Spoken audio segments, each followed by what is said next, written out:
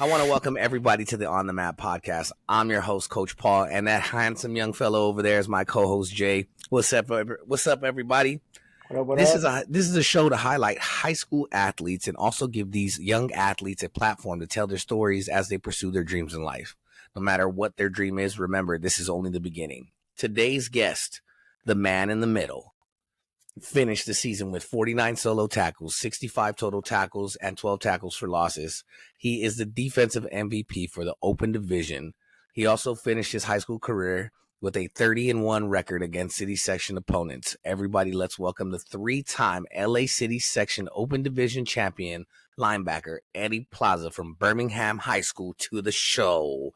Good, y'all. Our intro, and these are... Hey, when I read these, because sometimes I read these blind, Eddie, man, I'm reading the stat, try not to smile too hard. 30-1, Eddie. Yeah, it was a great ride. 4 years, man. 4 years. Oh. Who's your only loss to? What happened? Who was your only loss to? Narbonne. Oh, yeah, they got us, man. They got us. All right. A great day. All good, but as Coach Paul said, we have kind of the a jewel of the city section in Eddie Plaza from the jewel of the city section from Birmingham. So thank you for your time, Eddie, and we'll just get straight to it. So what would you say was the main reason for your success for your total high school career? I think the main reason was really our coaching, just the people we had on the D-line and like the guys around me on the defense, you know. Coach Rose always like pushed us to be good on defense, and we were solid every single year. We didn't allow people to run on us. That was our identity. You can't run on us. Maybe you could throw a little bit of passes here and there, but we're going to hit you in the mouth. We're going to come hard every game. So it was just a fun experience being coached by Coach Rose. Yeah, exactly. I have a question on Coach Rose later, but real quick before Coach Paul asks his kind of question, what's it kind of like being coached by somebody like Coach Rose, because he's kind of like a legend in not just the city, but all of SoCal. And man, being coached by Coach Rose, is him having off days, just yelling at you like crazy, like threatening to, hurt you, but in a good way, he's just trying to push us to the best, just trying to just make us better as like football players and humans, like Coach Wynn as well, just pushing us to our brink, conditioning us like crazy so we could just hit people in the mouth every single game. That's really who we are. Yeah. Hey, so I'm gonna I'm gonna ask you a question based off of your response. Like playing smash mouth football, that's old school style. Like not too many. You do not see too many people want to play smash mouth football. You guys are the epitome of smash mouth football in the LA City section. Like, how fun was that for 4 years, knowing like, hey man, I'm gonna strap up, and at the end of the day, it's mano-y-mano, and we're gonna you up. Yeah, man, it was so fun. Just knowing every single game I had to just kill somebody on the field, just have that mentality before each game. Just sitting in the locker room waiting to see my victim is the best thing ever. Like playing against running backs, like I used to just stare them down, just waiting just to hit them because it just makes me like. There's something wrong with football players, especially at Birmingham. We don't take that. So that's right. Every game. Yeah. There we go. Hey, because on the graphic that you guys, that our viewers and our listeners will see, when we post it, I used a picture where Eddie just killed something and he's standing over him. I'm just like, this is a cold picture. Got to use it. Yep. Against Chatsworth. Yeah. That's the one. That's vicious. That was a great picture. Yeah. I remember just throwing him on the ground and made a fumble. Just picked it up, scooped and scored. So nice. Nice. Yeah, man. Especially this year. Kind of due to how the team shaped up and where you guys were strong at, this year was the epitome of smash mouth. Like your guys' identity on offense this year was on the run. And just watching how you guys ran through all these city teams, through Gardena, everybody, it was pretty cool to see. So my next question is kind of staying on the topic of how the team was formed this year. How would you say you handled being a leader, especially on such a young team? Because I don't know the exact number, but you guys couldn't have graduated more than like 12, 13 dudes this year. You guys are a very young team. Yeah, I think we only graduated 6, but I mean, just looking at the players above me, the ones that led me before, I just like kept on what they kept telling me, passing it forward, just telling everybody just to be violent. You know who we are, and we're gonna come on the field every single time playing who we are. So it's just like it was definitely hard leading these young guys. Some are immature, but at the end of the day, I'm pretty sure they all learned that we don't take no smoke from nobody anywhere. Too, like Yeah. we'll go to your field and play how we play, no matter what. So yeah. Hey, dealing with young kids, like being a young adult as it is, and not everybody has the right guidance, right? So as you develop into your leadership and find your leadership style, and then you deal with the kids, like you said, the immature ones, was that anything that you faced in, not even 4 years, in your last year, where it was just like, hey man, chill the F out. This is the way things are done around here. Either you're on board or there's the locker room and you could dip. Yeah, man. I mean, that happened a lot. You can't even wear red in the weight room because our rivals is Taft, and a lot of young kids came in wearing red. We like something's gonna happen to you if you wear red around the field or even in the weight room. So I think everybody knew that, and it was hard teaching these guys how to just play with no pressure. Just playing football, just run Mm-hmm. around, hit somebody, do your job, and we're gonna win the game. And we did for most of them. Yeah. So it sounds like you guys have a strong tradition, right? And and one of those traditions, it's being at a place like Birmingham, having the tradition of I'm either in a championship or I'm winning a championship. What type of pressure did that have on you every time you put that jersey on? I mean, I knew I had to come out and show every single game. No matter who we played, the Southern Section teams, we might have got whipped by some of them, but we still played. I still hit somebody. Everyone's gonna hit somebody. Like Right. there's at least one person injured on the field on the opposite side, even if we lost. So I mean, it was a lot of pressure, especially this year because I knew we didn't have that many guys that were already known for themselves. Mm-hmm. But I know soon that they're gonna like the young men are gonna be great. So it's just I tried pushing that towards them, pushing in the weight room. You got to work out every single day, and it's gonna show soon. Nice. Before Jay goes on, I kind of I dabble on both sides, right? Like I'm Southern section, city section. I got fans, friends, family all over the place. So I actually got to speak to somebody at Bishop Almont that scrimmaged you guys. Yeah. That said that you guys were probably like you guys they wanted to face one of the top LA City teams, but you guys honestly, even though like they may have like and his exact words were like they gave you the business, but like you guys didn't quit. Like you guys were still smacking. Like there was a couple times where he was like, I came off the field and I was like, dude, I don't even want to do this no more. There we Yeah. go. I got a great hit on them actually. Yeah. Yeah. So I mean, just playing against the third section teams, knowing that we got something to prove, Yeah. and people doubting us is the best feeling ever. When we came out there, I don't think we got whooped. That's an overstatement. But Okay. I think we did really good compared to them. Okay. Yeah, I mean, just hitting That's somebody. cool. Yeah, I think we did good actually. That's good. Hey, it's a Yeah, scrimmage. I didn't see the film. I'm just saying, yeah, I talked to the coaches. The coaches gave me their opinion, but I like fueling the fire for interviews. I talked to a young man, and he gave me his take on the game. You feel me? yeah. I feel it. I feel it. So what I'm hearing is Birmingham Bishop Amont next year, right? Ooh, the That's If what they I'm want rematch. hearing. it, if they want it, I know Coach Rose not denying nobody. That's If right. anybody Yeah, wants for to, sure. I remember I was just kind of going through like a bit of a rabbit hole with like city section archives, and then I saw it was like a clip of an interview of coaches in the city reacting to their playoff seedings, and Coach Right. Rose is like he said something along the lines of like, "Oh, I want to play modern day, but we're not ready yet." This was like 12 years ago, but I was like, "Wow, this That's guy's cool. insane," and he's still probably for the most part the same guy yeah, I today. mean, So. if Modern Day wants it, I know Coach Rose not going to deny nothing. So, and we still gonna play the same way of football, even though they got like really top rated guys. It don't even Yeah. matter.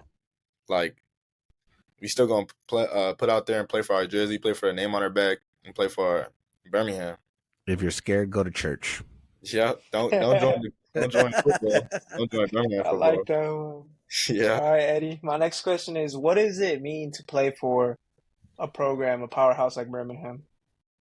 I mean, it means everything because I remember in eighth grade just looking at like how like what school to go to, and I knew I wanted to play football, and just learning that they just won the city section open division title, and I seen that they got guys like Arliss, so I was like, I need to play over there, I need to like put my name on the map and just ball out, and I tried every single year, just playing, putting hard work, putting overtime in the weight room, and it proved. I mean, it came out what I expected, you know. I really wanted to just put my name on Birmingham's legacy, and I hope I did.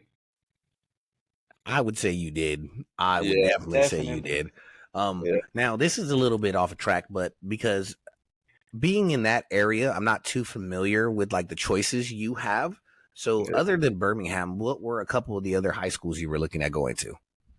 Well, actually, I was gonna go to Granada, but they didn't accept me. So Aha, Granada, you. All right, They yeah, no, did. it was a lottery system, and I didn't get accepted, and I was really oh, mad okay, because my friends were going. So, and then Birmingham was my second option, and it turned out to be like the best option I could ever made because okay, it's either Birmingham or like Granada or nothing. Like everything else is like just Yeah. yeah. yeah, I got.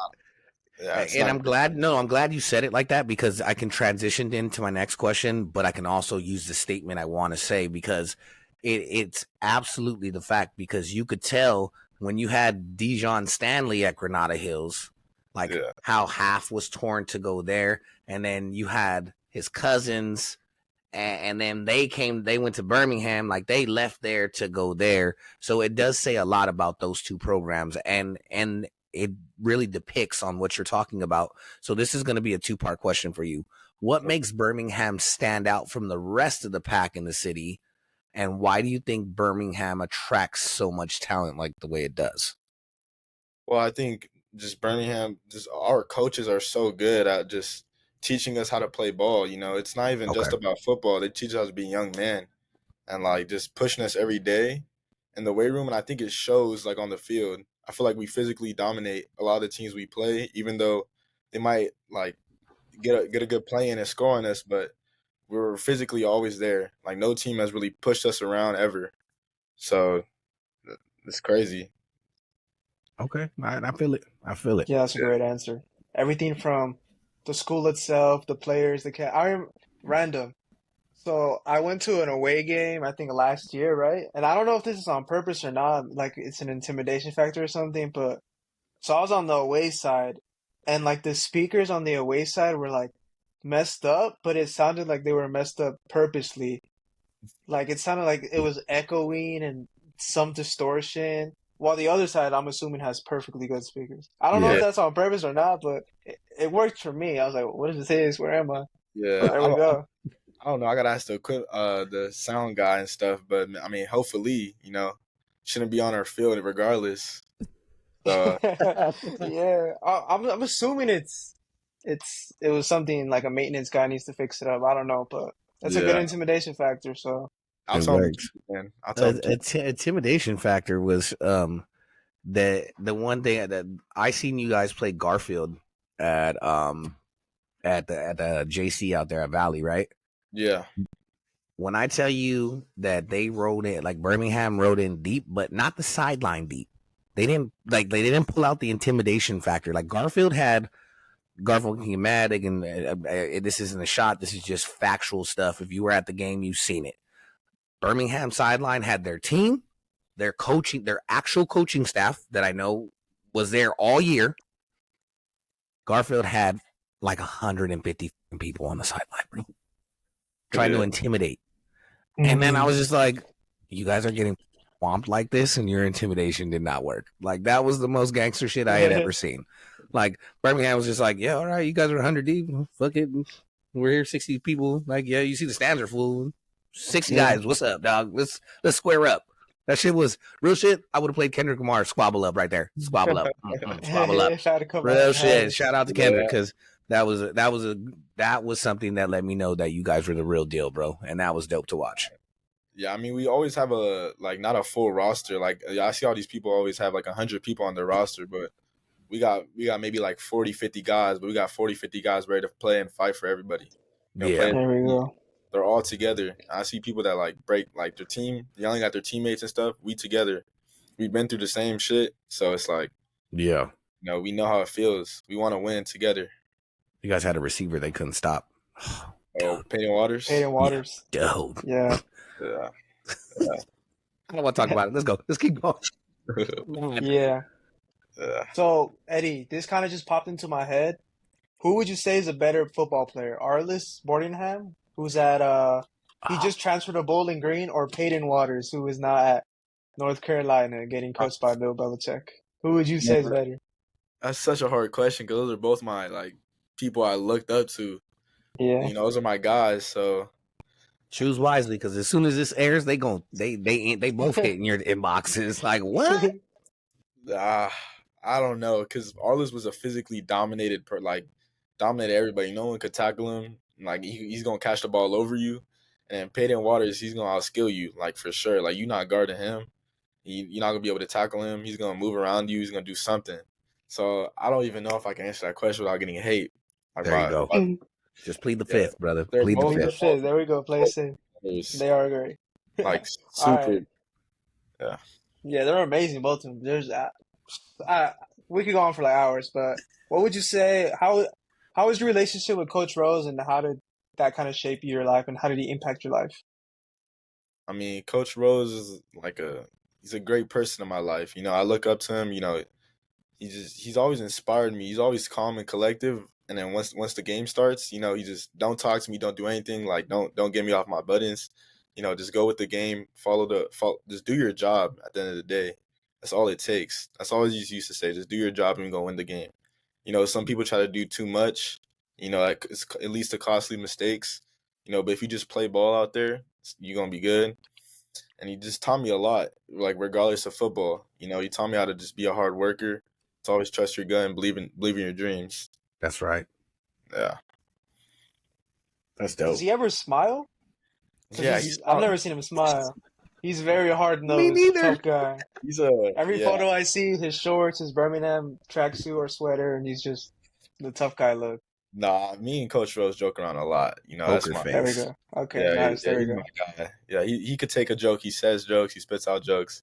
He jokes about people a lot. And he's the Belichick of high school football, because I've been hearing about Belichick behind door. Like, that dude is funny. They say that Belichick can roast people. Really? But to the media and to everybody else, it's just stone face. Exactly. To the outside, he's just hard nosed, football only. That's it. But glad to see that. Yeah. He doesn't really show his inner character himself to people who are not even really cool with him. It takes time to build Coach Rose's trust, and I feel like the best way I did that was on the field. Yeah. Once he trusts me on the field, he's gonna joke around with me. I've been to his house. He's a great guy. That's right. Great. Yeah. We had kind of talked about this early about Birmingham's kind of tough schedule that they always play in the non-league. So my question to you is, how do you think your guys' annual gauntlet non-league schedule, playing the likes of Notre Dame, Chaminade, St. Bonaventure, your freshman year you guys played Lusinger, how do you think that helps the program heading into league play and playoffs? I think that helps the program by just playing against honestly better opponents. Like, they're physically more talented than you sometimes. They might have more IQ on the field, and just knowing how to these are the best players are you going to play the whole year. So just knowing that, knowing how to compete against players that are just overall a little bit better than you, just pushes you, and every time losing 0 points just inserts a fire in everyone in the field. It makes us want to never lose again. And that's why we just only lost one time, because those games, those 4 or 5 games really helped. I know a lot of people don't do it. A lot of people are scared of playing against tougher opponents to get beat, but Birmingham will never be scared of losing. Well, it shows that they're not scared of losing, because your junior year, you guys got to go to Texas, man, and you guys played Steele High School. They're in the top 40, and they're not your one loss. Tell us what that experience was like, bro. Oh, that experience was crazy. Just Texas football is just crazy. They breathe that. Yep. So just walking to the field, the first thing I felt was the humidity, like it was so hot. Like it was, Oh, okay. I don't even know how they play on that. Like I was sweating just walking in the field. Like it was crazy. And then just hearing their band just going loud and crazy, seeing the people, they're all buff. Like even the receivers were like swole. I'm like, Yeah. I'm not small, but then I feel like we did good at the first quarter. We were running the ball like crazy, and then a muffed punt, and then they had good field advantage, and they just scored like that. But I honestly think could have been a closer game. But there were Yeah. some dogs out there for sure. Yeah. Yeah, they were Yeah, crazy. Texas football is a nothing to little discredit. different. They, like you said, they eat, breathe, sleep football. The weather's different. But the fact that you guys still went out there and competed, Yeah, and did what you guys did, that's something to be proud of, because not too many LA City section teams get to experience that, man. And taking on opponents like that is why you guys were 30-1 overall in LA City section play, because you guys played teams like that. yeah. I Hey, mean, man, Exactly. that's dope. And as a kid, you get to experience that. That's sweet. oh yeah, it was so Definitely. fun going out there with my boys. Like those are the closest. That's the closest team I ever had. Yeah. Everybody was so tight. Like it was crazy. Like it was the stuff that went on during Texas was great. It was a great That's experience. cool. That's dope. Yeah, that's great. I mean, those experiences you'll remember forever, regardless of the result. You'll be talking about that in 10, 20 years. Like a lot of times when a lot of football players are done playing, when they get asked, "Oh, what do you miss the most?" Sometimes they don't even say football. They just say, "Oh, I miss the locker room. I miss the vibes. I miss the friendships. I miss all that." So that's a Yeah. great answer. And I mean, how long were you guys out there? 2, 3 days, just the whole weekend? Yeah, 2 or 3 days. Yeah, we went Okay. to a Texas State football game. We toured University of Okay. Texas. It was a great experience. Just seeing how like the college ball is. Just pushed us harder to like want to go there. Just dreams. Like Yeah, we got to start our dreams in real life. that's dope. Nice. Real Yeah. quick before I get into my question, how was the atmosphere and at that game? Was it something different you expected? The same? Better? Nah, it was crazy. They're just like little kids were yelling at us, like saying that we suck. Like Oh, okay. little There we kids. go. We headed into the Everybody in locker, this. Go ahead. My bad. we headed to the locker room at halftime. Like these like a little girl. She said, "You guys suck," and she started cussing at us and stuff. Like little kids. I was shocked. Did a lot of parents were you guys able to travel well, or was it just the team? Nah, a lot of parents came. A lot of parents came to support their kids. That's dope. So Yeah, it it was. That's wasn't dope. 15,000 Texans versus 60 LA kids and Yeah, some no, coaches. there was a lot of Texans over there. I'm not gonna Oh lie. yeah, that's cool, Yeah, man. it was dope Yeah, that's though. dope. So, Yeah. Eddie, this next question, I won't be able to ask any kid that doesn't go to Birmingham. And a little spoiler, we have your teammate coming on. I won't say who, but we have your teammate coming on. I'll ask him the same question. So, you have 3 championship rings. Which postseason run was your favorite? Let me think. I say my sophomore year, only because we played Banny, and they, oh my, like the year before that we beat them too. We skunked them, but Okay. they were Okay. talking so much smack before the game. Like they were yelling at us. We were stretching, and they were saying how like one of our kids was fat, and like he is, but like He it was. is. All Nah, right, go ahead. No, no. Go ahead. Go ahead. Go ahead. it was just so crazy. They were saying how like one of our kids was fat, how we sucked. We met in the middle yard line, and when I was a freshman, they were just they wanted to fight us. Like they really wanted to fight us. They didn't want to play football. They wanted to fight us. And then going to my sophomore year, me being able to like start and play that game and just dominate them again, they were silent the whole time. I guarantee it. They were silent. They didn't say no words. They weren't the same team as last year. They didn't want no smoke. They already knew like it was our field already. We beat them twice on their field, so they can never talk smack about Birmingham ever again. Especially the coaches on Twitter. It's crazy. Oh, not Yeah, dope. we won't go there. We won't go We there. won't That's go not. there, Yeah, but that's not for this show. yeah. That's not Yeah, for this show. yeah. My bad. Nah. It's fuel for the fire. It's okay. It's honesty, man. And Yeah. And as me and Jay talk to you, man, and we talk to you other young men, you guys are able to say, and trust me, if there's anything ever Wild said, we cut it out. But Yeah. you guys never. I'm very proud of this generation. Like Eddie, you and the four other guests that we've had, you guys are very well spoken. You guys get your message across very well. You guys banter like we get some tidbits. We know what it is. I coach football. Jay played football. I played football, so we know. So don't feel like you're overstepping any boundaries. But we will never let it go that far. So Yeah. the one thing I'm going to ask you right now is, since for everybody that's listening and watching, we can see you have your head on your shoulders. What's next for Eddie Plaza, man? Like, I know me and you had a conversation before Jay jumped on. Let's tell some of the viewers what you got going on right now. Like, what do you want to do after high school, and maybe a school or two that you're talking to?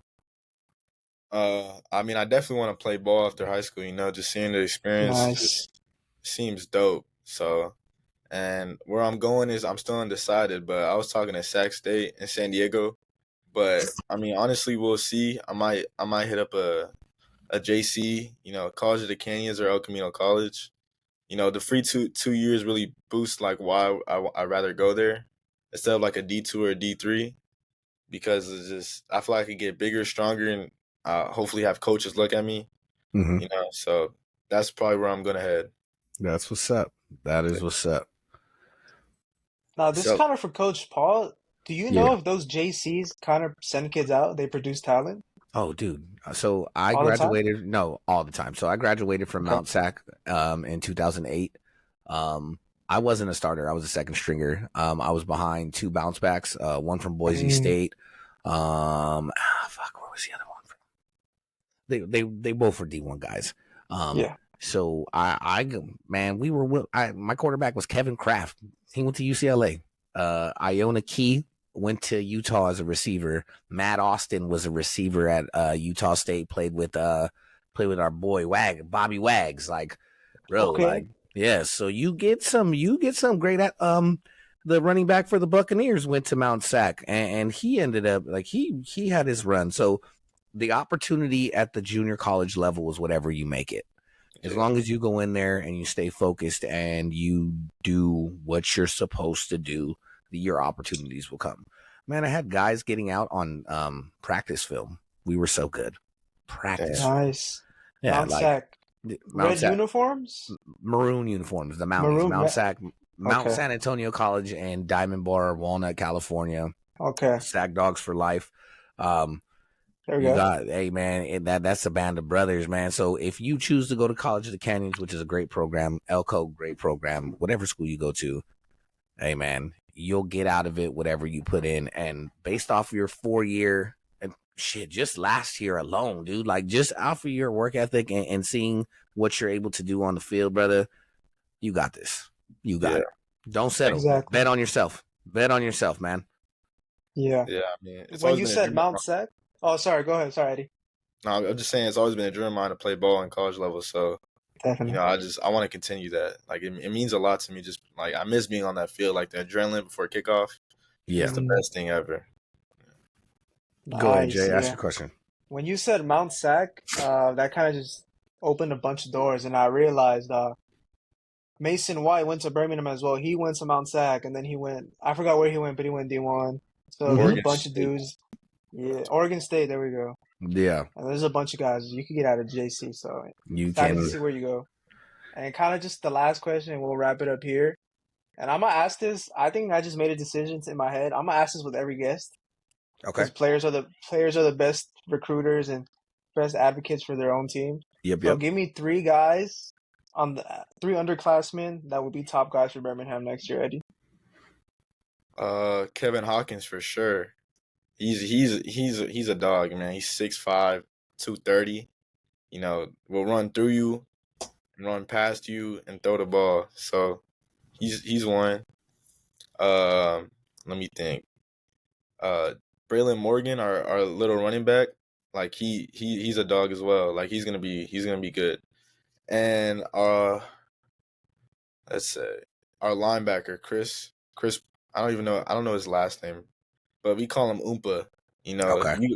If Okay. you know what an Oompa looks like, that's what he looks like on the field. All So right. yeah, So he's a you dog, man. He's really smart. So so I you think got those three standout athletes that you feel are next year. yeah, Right now, you have the moment and the opportunity to leave them with one message. What is that message?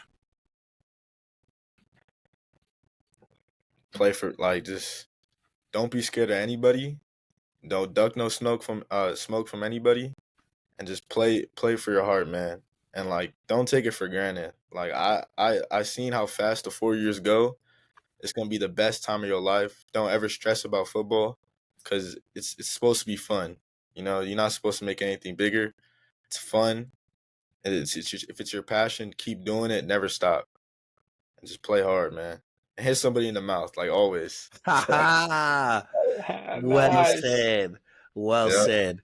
Well, Eddie, from the bottom of our hearts over here on the map, I know my man Jay has always been a very big advocate for you, man. When I came into the city section and I started doing this podcast, you were in the top 5 names that I got on my first message from Jay. Hey, brother, we are very proud of you. Thank you so much for blessing us with your presence on the show. We wish you all the success. Keep us posted, man, because, hey, On the Map wants to shout out all love. If you need help, hit us up. We got you. So, hey, from Coach Paul, that's our man, Jay. This young man is Eddie Plaza, the man of the open division. Thank you for being on our show. Thank you guys Peace. so much. Yeah. Thank you guys.